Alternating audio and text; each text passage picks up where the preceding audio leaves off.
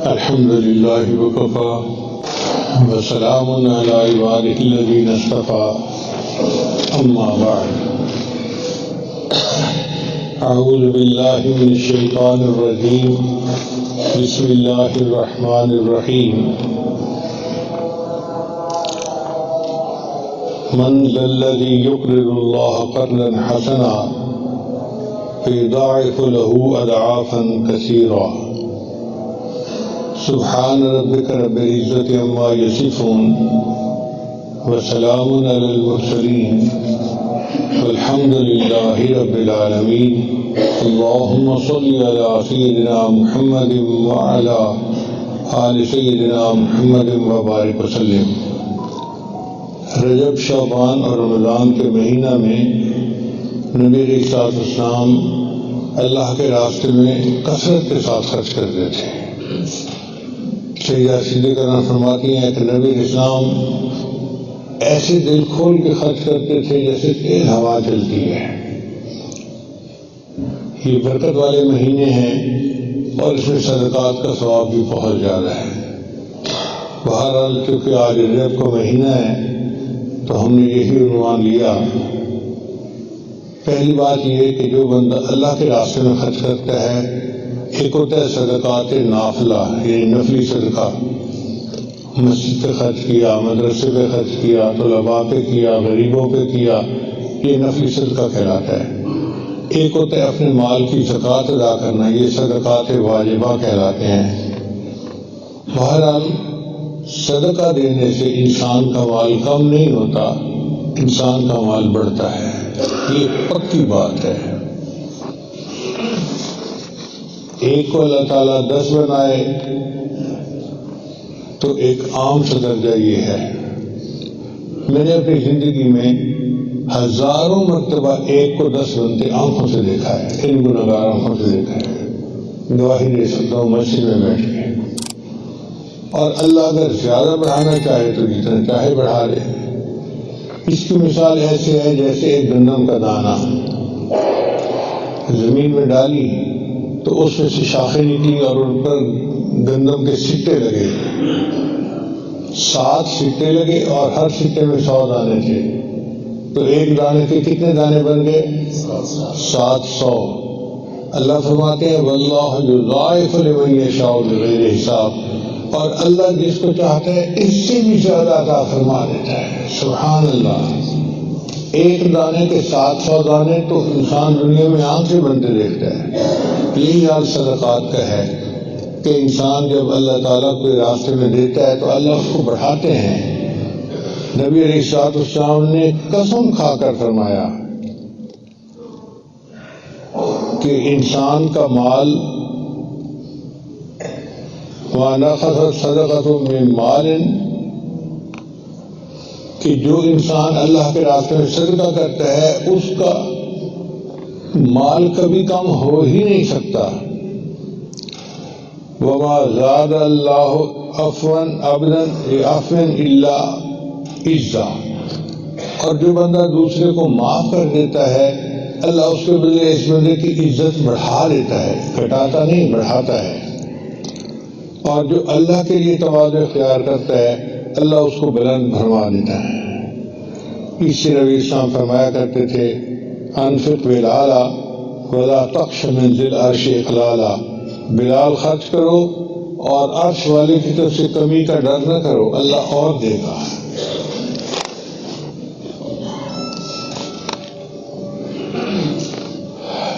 انفق یہ لفظ ہے نفق سے بنا، نفق کہتے ہیں سرنگ کو۔ آپ نے دیکھا ہوگا سرنگ میں ایک طرف سے بندے داخل ہوتے ہیں اور دوسری طرف سے نکل جاتے ہیں، تو نفق کا لفظ اس لیے استعمال کیا کہ ایک ہاتھ سے بندہ دے گا اللہ اس کو دوسرے ہاتھ سے عطا فرما دیں گے۔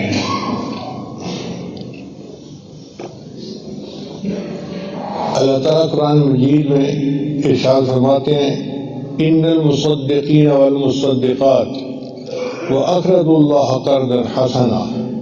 سبحان اللہ، اللہ تعالیٰ نے جس کو مال دیا یہ اللہ نے دیا، انسان کا نہیں ہے، اللہ نے دیا ہے۔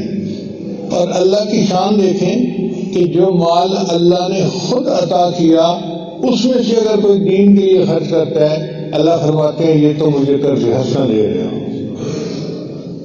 واہ میرے مالک تیری شان بڑی ہے.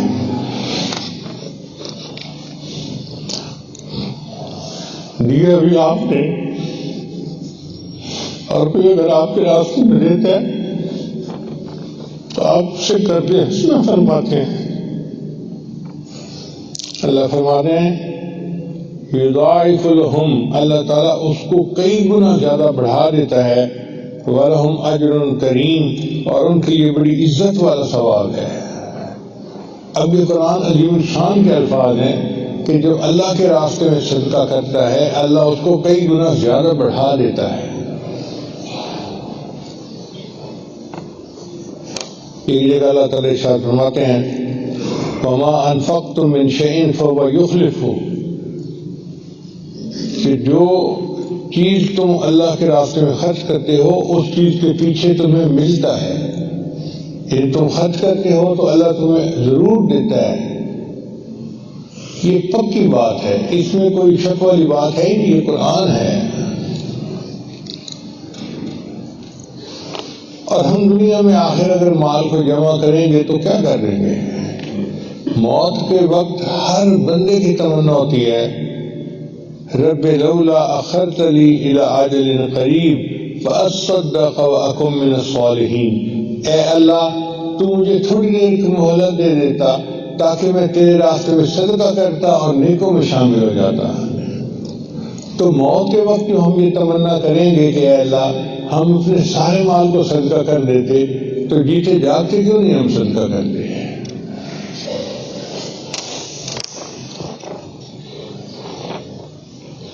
یہ صدقہ جو ہے نا یہ نفع وقت تجارت ہے. عثمان غنی جان فرمایا کرتے تھے تاجر اللہ بصدقۃ تربح، کہ تم اللہ کے ساتھ تجارت کرو نفع پاؤ. یعنی صدقہ ایسی تجارت ہے کہ تم خرچ کرو گے اللہ کے راستے میں اللہ تمہیں نفع دے گا اس کے بدلے. پھر یہ صدقہ جو ہے یہ افضل ترین عبادت ہے. عمر بن الخطاب فرماتے ہیں ان الاعمال تباہت، کہ اعمال کا آپس میں مقابلہ ہوا.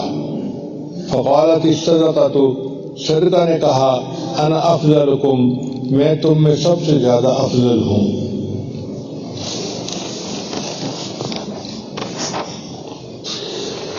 پھر یہ صدقہ جو ہے بیماریوں سے شفا کا باعث بنتا ہے. نبی سامنے ارشاد فرمایا داؤ مرضاکم بالصدقۃ، تم اپنے مریضوں کا صدقہ کے ذریعے علاج کرو.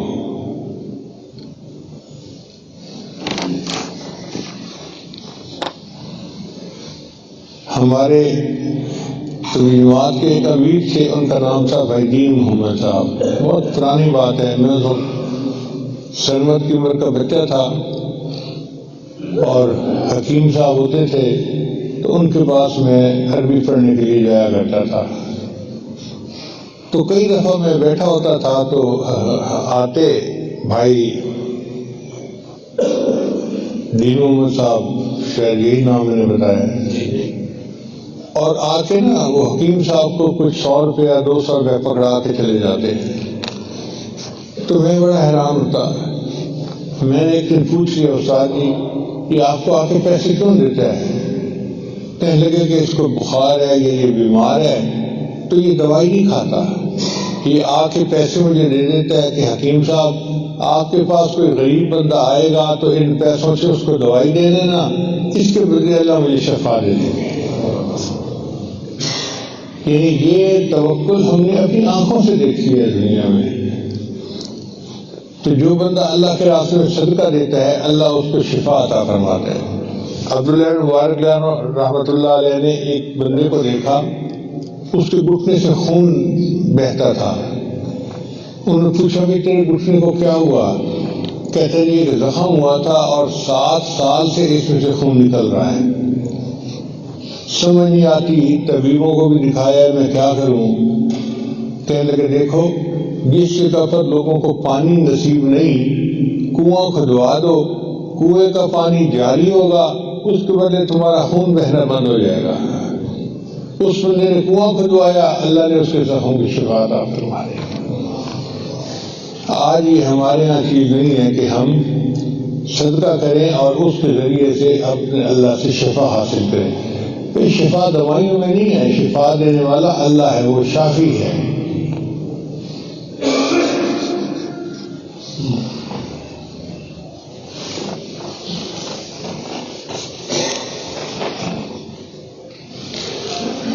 پھر صدقہ انسان کے مال کو پاکیزہ کر دیتا ہے۔ نبی صاحب نے فرمایا، اے تاجرو، تم تجارت کرتے ہو تو اس میں سچ اور جھوٹ شامل ہو جاتا ہے، یعنی کچھ ایسی بات کر دی جو ضرورت سے زیادہ تھی تو جھوٹ ہو گیا، اور گاہک بنانے کے لیے کوئی نہ کوئی بات تو کرنی پڑتی ہے تاجروں کو۔ تو فرمایا کہ اب یہ جو میل ہے نا، اس میل کو صدقہ کے ذریعے صاف کر لیا کرو۔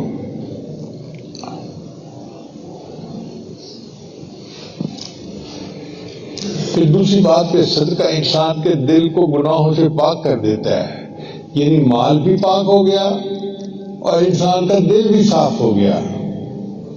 اس سے انسان کو تزکیہ بھی حاصل ہو جاتا ہے۔ اللہ تعالیٰ اپنے حبیب صلی اللہ علیہ وسلم کو قرآن میں ارشاد فرماتے ہیں، اے میرے محبوب صلی اللہ علیہ وسلم، خذ من اموالہم صدقۃ تطہرہم وتزکیہم بہا، ان سے صدقات وصول فرمائیے تاکہ ان کے دل پاک ہوں اور ان کا مال صاف ہو جائے۔ وصلی علیہم، اور میرے محبوب ان کے لیے دعا کیجیے، ان صلاتک سکن لہم، آپ کی دعا ان کو سکون پہنچائے گی۔ الحمدللہ میں نے اپنی زندگی میں لاکھوں دفعہ تجربہ کیا ہے، کوئی بندہ اللہ کے راستے میں جب خرچ کرتا ہے نا، مسجد میں، مدرسہ میں، طلباء کے لیے، کسی کام کے لیے، میں ضرور اس کے لیے دعا کرتا ہوں، کیونکہ مجھے پتہ ہے کہ میں تو اس قابل نہیں ہوں، مگر اللہ کا قرآن سچا ہے۔ جب اللہ کہتے ہیں کہ دعا کرو ان کے دل کو سکون ملے گا، تو پھر ہم دعا میں کمی کیوں کریں؟ پھر ان کا نام لے کے دعا کرنا ہم اپنا حق سمجھتے ہیں، اور اللہ تعالیٰ قبول فرماتا ہے۔ پھر صدقہ عمر میں اضافے کا باعث ہے۔ جو بندہ صدقہ کرتا ہے اللہ اس کو نیکیوں والی اور عافیت والی لمبی زندگی عطا فرماتے ہیں۔ نبی صلی اللہ علیہ وسلم نے فرمایا، ان صدقۃ المسلم تزید فی العمر، کہ مسلم بندے کا صدقہ دینا اس کی عمر میں زیادتی کا باعث ہوتا ہے۔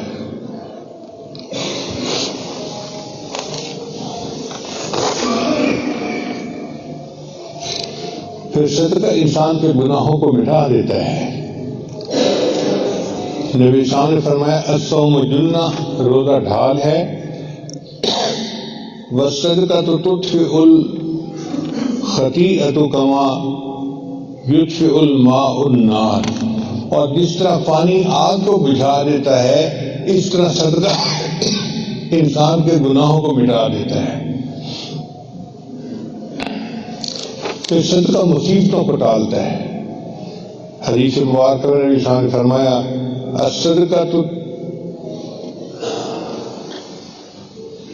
تسد 70 بابا من السوء، طبرانی شریف کی روایت ہے کہ صدقہ برائی، بدبختی کے 70 دروازوں کو بند کر دیتا ہے، یعنی 70 مصیبتیں جو بندے کے اوپر آنی تھیں، صدقہ سے اللہ ان مصیبتوں کو دور کر دیتا ہے۔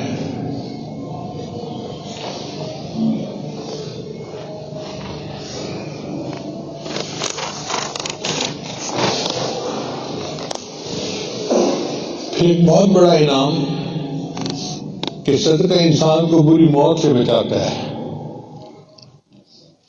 نبی صلی اللہ علیہ وسلم نے فرمایا، ان الصدقۃ لتطفئ غضب الرب وتدفئ میتۃ السوء، کہ اللہ تعالیٰ کے غضب کو دور کرتا ہے اور بری موت سے بندے کو بچاتا ہے۔ اب کس بندے کی تمنا نہیں کہ ہم بری موت سے بچ جائیں؟ ہر بندے کی تمنا ہوتی ہے۔ اس تمنا کو حاصل کرنے کا بہترین طریقہ اللہ کے راستے میں خرچ کرنا ہے۔ اور یہ بھی ہے کہ ضروری نہیں کہ ہر بندہ لاکھوں روپے خرچ کرے گا. لِيُنْفِقْ ذُو سَعَةٍ مِّن سَعَتِهِ، جس کی جتنی استطاعت ہے وہ اتنا خرچ کرے. 1 روپیہ خرچ کرنا بھی صدقہ ہے اور 1 لاکھ روپیہ خرچ کرنا بھی صدقہ ہے، مگر نیت ہی اچھی ہوگی تو اللہ اس کو بھی قبول کر لیں گے. اور صدقہ قیامت کے دن کی بھوک پیاس سے انسان کو بچاتا ہے.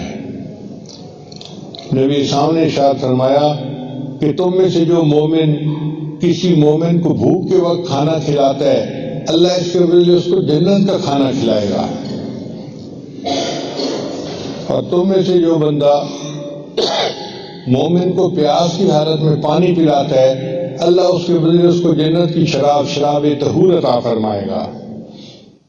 اور تم میں سے جو بندہ کسی مومن کے بدن کو ڈھانپ لیتا ہے، یعنی کسی کپڑے پھٹے ہوئے تھے اس کو صاف ستھرے کپڑے بنا کے لیے پہننے کے لیے، اللہ اس کے بدلے اس کو جنت کا لباس پہنائے گا.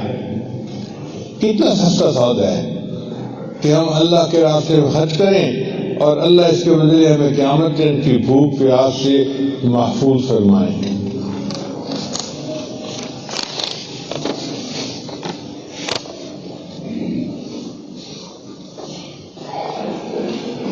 نبی سامنے ارشاد فرمایا قیامت کے دن 7 بندے ہوں گے جو عرش کے سائے میں ہوں گے. اس دن عرش کے سوا کوئی دوسرا سایہ نہیں ہوگا. اب وہ 7 بندے کون ہوں گے؟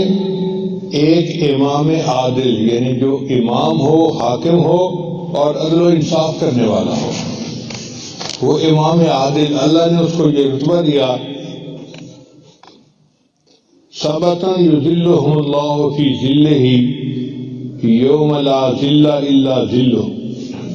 اللہ کے سائے کے سوا کوئی سایہ نہیں ہوگا. اس دن 7 بندے اللہ کے عرش کے نیچے ہوں گے.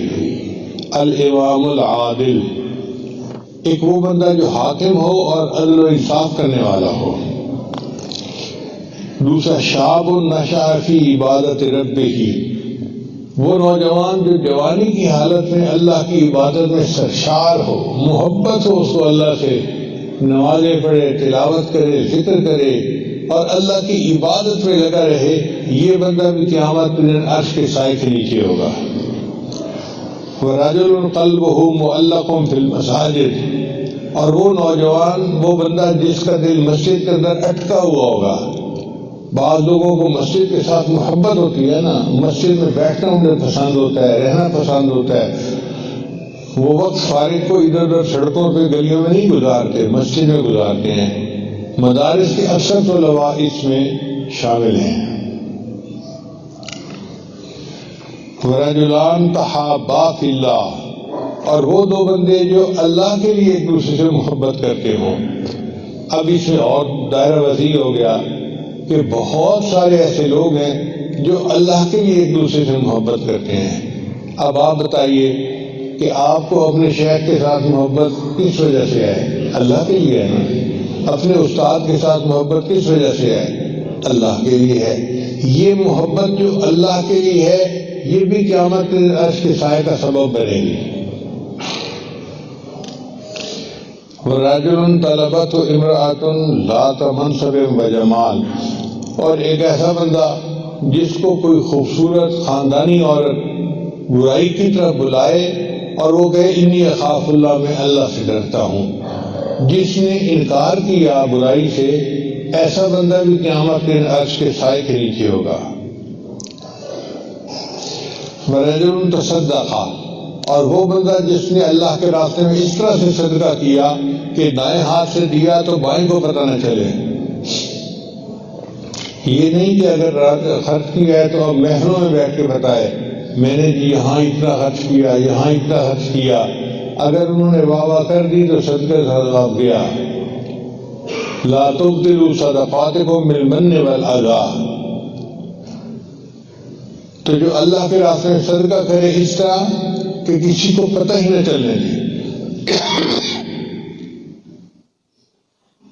وَرَجُلٌ ذَكَرَ اللَّهَ خَالِيًا فَفَاضَتْ عَيْنَاهُ، اور وہ بندہ جو اللہ کا ذکر کرے تنہائی میں بیٹھ کے اور اللہ کے ذکر کرنے سے اس کی آنکھوں میں آنسو آ جائیں اللہ کی محبت میں. ایسا بندہ، یہ 7 بندے بنتے ہیں. اللہ فرماتے ہیں کہ یہ 7 بندے قیامت کے دن اللہ کے عرش کے سائے کے نیچے ہوں گے. نبی اسلام شاہ فرماتے ہیں تو ذل صاحبہ یوم القیامہ، قیامت کے دن بندہ اپنے صدقے کے برابر سائے کے نیچے ہوگا.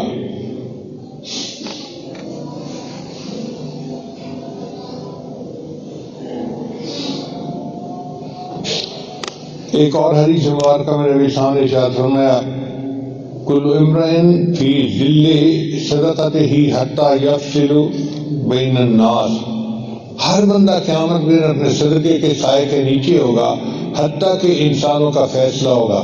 یعنی جتنی دیر حساب کتاب ہوتا رہے گا یہ بندہ اپنے صدقے کے حساب سے سائے کے نیچے ہوگا.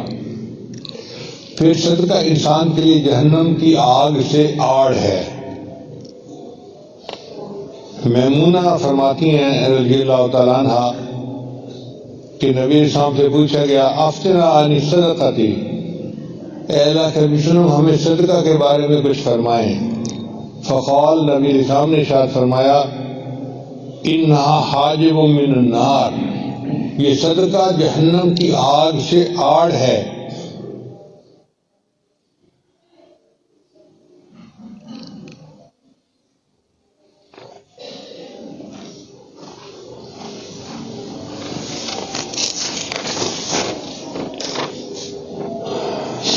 پھر صدقہ 3 بندوں کے لیے اجر کا باعث ہے.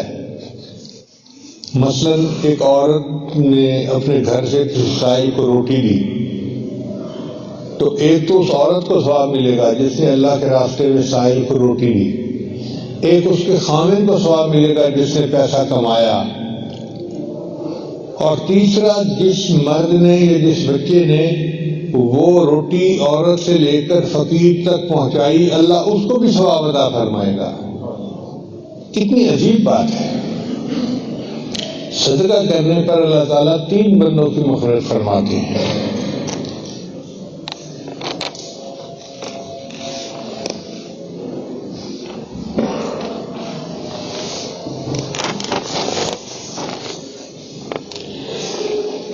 پھر اللہ تعالیٰ صدقہ کے ثواب کو بڑھاتا ہے.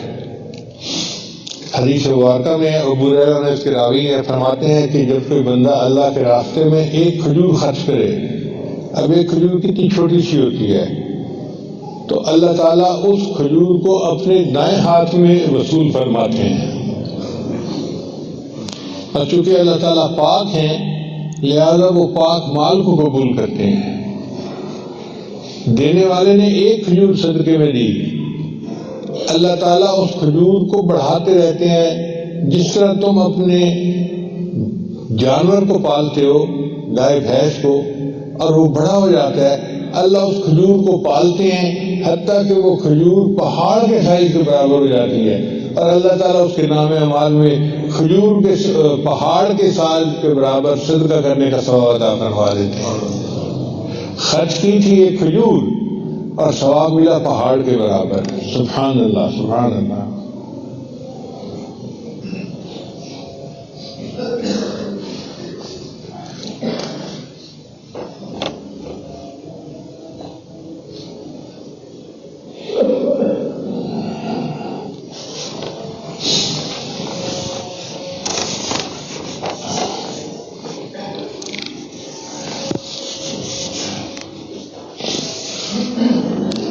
ابو ہریرہ روایت کرتے ہیں کہ نبی اسلام نے ارشاد فرمایا کہ ایک آدمی نے بادلوں میں سے آواز سنی کہ فلاں کے باغ کو جا کے پانی دے دو. میں اپنی طرف سے بات کر رہا ہوں کہ عبد الرحمان کے باغ کو پانی دے دو. وہ بڑا حیران ہوا، کون عبد الرحمان، اور بادل سے آواز آ رہی ہے. تو بادل ایک طرف چلا تو وہ اس بادل کے پیچھے چل پڑا. کیا دیکھتا ہے کہ ایک جگہ پر بادل برسا اور پانی جو تھا وہ پہاڑوں کے اندر سے جیسے نالیوں میں بہتا ہوا چلتا ہے، تو پانی کے پیچھے چلا کہ یہ پانی جا کہاں رہا ہے. جب آگے گیا تو اس نے دیکھا ایک بندے کا باغ تھا یا کھیتی تھی، اور اس میں وہ پانی لگا رہا تھا. اس سے پوچھا تیرا کیا نام ہے؟ اس نے وہی نام بتایا جو بادل سے اس نے سنا تھا.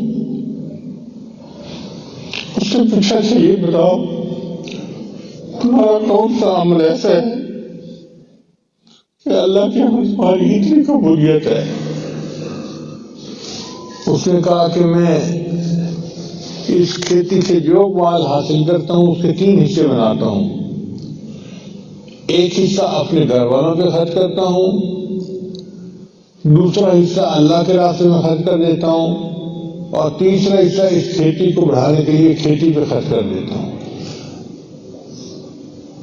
تو نبی صاحب نے فرمایا کہ اس کا یہ عمل ایسا تھا کہ اللہ نے بادلوں کو حکم دیا کہ جاؤ اور اس کی کھیتی کو پانی دے کے آؤ. جو برانی زمین ہوتی ہے ان کا تو انحصار ہی بادل بارش کے اوپر ہوتا ہے، تو اللہ ان کے رزق میں اس طرح برکت عطا فرما دیتا ہے. ایک اور حدیث مبارک ہے، نبی صاحب نے ارشاد فرمایا یا معاشر النساء تصدقنا، اے عورتوں کی جماعت تم کثرت سے صدقہ کیا کرو. فإنی رأیتکن اکثر اہل النار، میں نے تم میں سے اکثر عورتوں کو جہنم میں جاتے دیکھا ہے. قلنا، انہوں نے آگے سے پوچھا فبما یا رسول اللہ، اے اللہ کے رسول ایسا کیوں ہے؟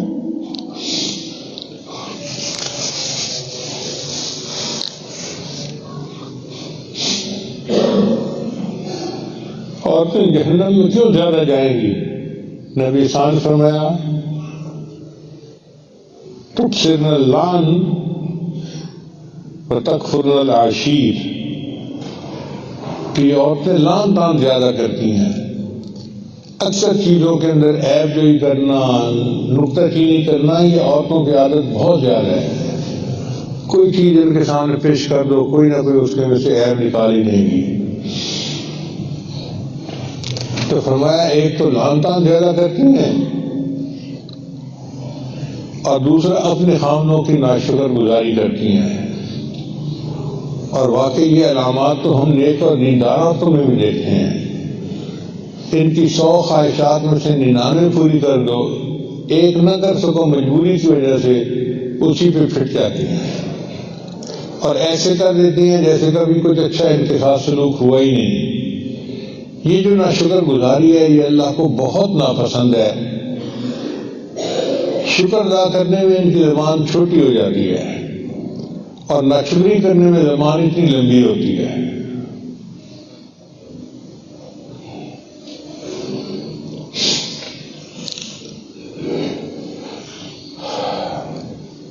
اب ایک بندہ اپنے گناہوں کی وجہ سے، اپنی نارائیوں کی وجہ سے اللہ کو ناراض کر بیٹھا ہے، اور اب اس کو احساس ہوتا ہے کہ میں اپنے اللہ کو راضی کروں.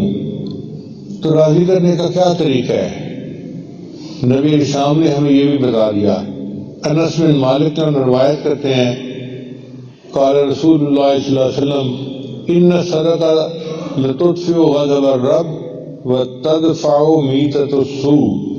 ترمذی شریف کی روایت ہے کہ صدقہ اللہ کے غصے کو دور کر دیتا ہے.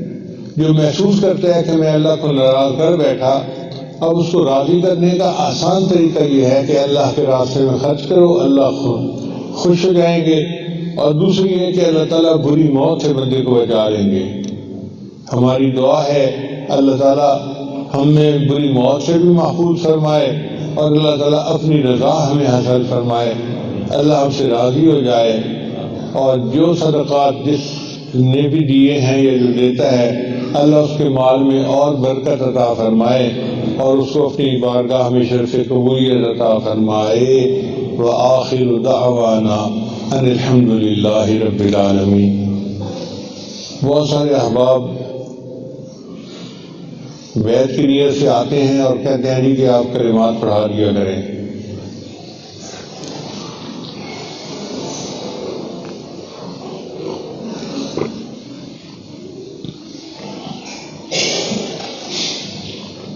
جو کلمات کے عاجز پڑھے سچے دل کے ساتھ پیچھے پیچھے پڑھتے جائیے.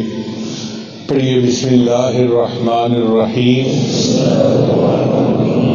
لا الہ الا اللہ محمد الرسول اللہ. آمنت باللہ وملائکتہ وکتبہ ورسلہ والیوم الآخر والقدر خیرہ وشرہ من اللہ تعالی والبعث بعد الموت. آمنت باللہ کما ہوا بأسمائہ وصفاتہ وقبلت جمیع احکامہ اقرار باللسان وتصدیق بالقلب. اشہد ان لا الہ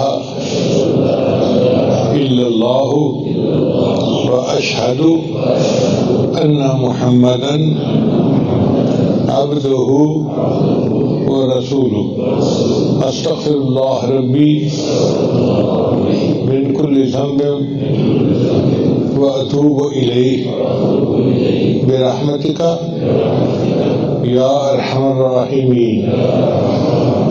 ان کلمات کو پڑھنے سے ہم تو بتائے ہو چکے ہیں چند معمولات ہیں جن کو باقاعدگی سے کریں گے تو اللہ تعالیٰ دل کو منور کریں گے. ان میں پہلا عمل ہے 100 مرتبہ استغفار صبح شام پڑھنا. دوسرا عمل ہے 100 مرتبہ درود شریف صبح شام پڑھنا. تیسرا ہے قرآن مجید کی تلاوت روزانہ کرنا. ایک پارہ پڑھیں، آدھا پارہ پڑھیں، ایک پاؤ پڑھیں ضرور. اور چوتھا ہے چلتے پھرتے ہر وقت دل میں اللہ کو یاد کرنا. ہاتھ دست بکار دل بیار. ہاتھ کام کاج میں مشغول، دل اللہ تعالیٰ کی یاد میں مشغول. پانچواں عمل ہے مراقبہ. مراقبہ جو ہے وہ تمام اعمال کا لب لباب اور نچوڑ ہے. طریقہ بڑا آسان ہے. جب نماز پڑھ کے فارغ ہوں تو تھوڑی دیر کے لیے اللہ سے لا لگا کے بیٹھے کہ اللہ کی رحمت آ رہی ہے، میرے دل میں سما رہی ہے، میرے دل کی ظلمت اور سیاہی دور ہو رہی ہے. میرا دل اللہ اللہ اللہ بول رہا ہے اور میں سن رہا ہوں. شروع میں سنائی نہیں دے گا، لیکن جب آپ بیٹھے رہیں گے تو انشاءاللہ ایک وقت آئے گا کہ آپ کو اپنے دل سے اللہ اللہ کی آواز کا ادراک ہوگا. اس کو ذکر خفی اور ذکر سری کہتے ہیں. وہ جن کا عشق صادق ہے وہ کب فریاد کرتے ہیں، لبوں پہ مہر خاموشی دلوں میں یاد کرتے ہیں. ہم بھی اپنے اللہ کو اپنے دلوں میں یاد کریں. اللہ اس کے بدلے ہمیں اپنی رحمتوں سے نوازے گا.